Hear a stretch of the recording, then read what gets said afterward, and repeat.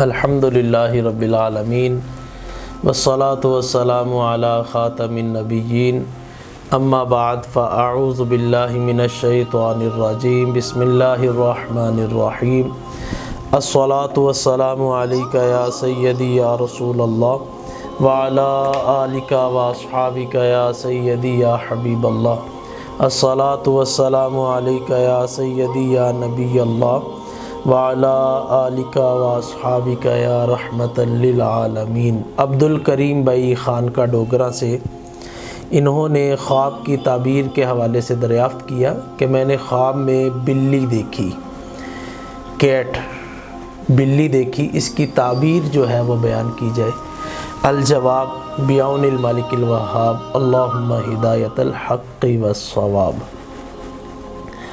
خواب میں بلی دیکھنا یہ اچھے شگون کی طرف اشارہ نہیں ہے، اس کی تعبیر اچھی نہیں بیان کی گئی۔ حضرت ابراہیم کرمانی رحمۃ اللہ تعالی علیہ فرماتے ہیں کہ خواب میں بلی دیکھنا یہ فسادی چور کی طرف جو ہے وہ اشارہ ہے۔ اچھا، بعض اوقات ہمارے گھروں کے اندر بھی بلیاں جو ہے وہ گھوم رہی ہوتی ہیں، بعضوں کی شکلیں، رنگ، صورتیں ہمارے ذہن میں ہوتی ہیں۔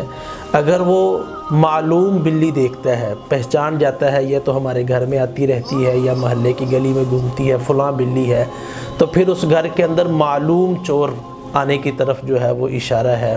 اور اگر نامعلوم بلی دیکھتا ہے تو پھر نامعلوم چور جو ہے وہ گھر میں آنے کی طرف جو ہے وہ اشارہ ہے۔ اچھا، بعض اوقات یہ بھی حالت ہوتی ہے کہ بلی کو خواب کے اندر مار رہا ہوتا ہے، تو اگر یہ والی خواب دیکھے تو حضرت امام جعفر صادق رضی اللہ تعالیٰ عنہ فرماتے ہیں کہ اس کے گھر میں چور آئے گا، لیکن اس کو خبر ہو جائے گی اور یہ چور پر غلبہ حاصل کرے گا اور اس کو مارے پیٹے گا۔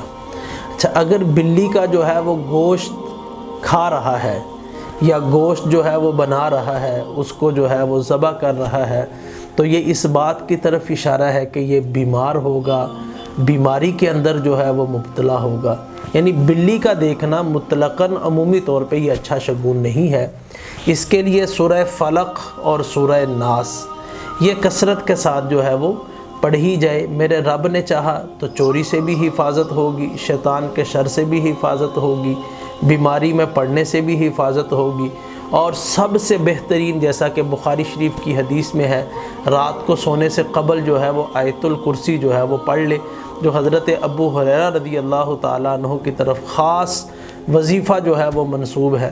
آیت الکرسی کو جو ہے وہ پڑھ لے، اللہ پاک آپ کے مال کو، آپ کی جان کو، آپ کی عزت کو اپنے حفظ و امان کے اندر رکھے اور بے شمار رحمتوں سے مالا مال فرمائے، ہم سب پر اپنی رحمت کی نظر فرمائے۔